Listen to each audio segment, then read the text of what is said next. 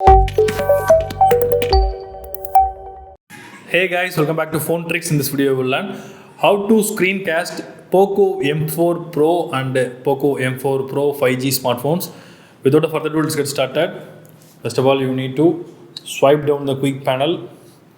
Then you can find the option called cast. You need to click that. Then click settings. You need to enable the location permission. Allow all time. Now you can return to the main menu. Now again swipe down the quick panel, then click cast, then click turn on. So I have a Redmi TV, it have Miracast in default, so I will open that. Now the Redmi TV listed here, you need to click the Redmi Smart TV.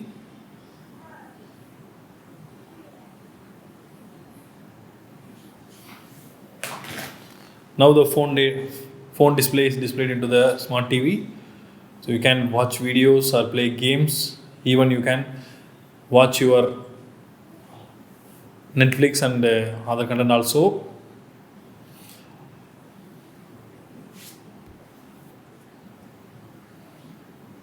So that's all guys. I hope this video is very useful to you. If you like this video, hit thumbs up and do subscribe our channel for more updates. Thank you.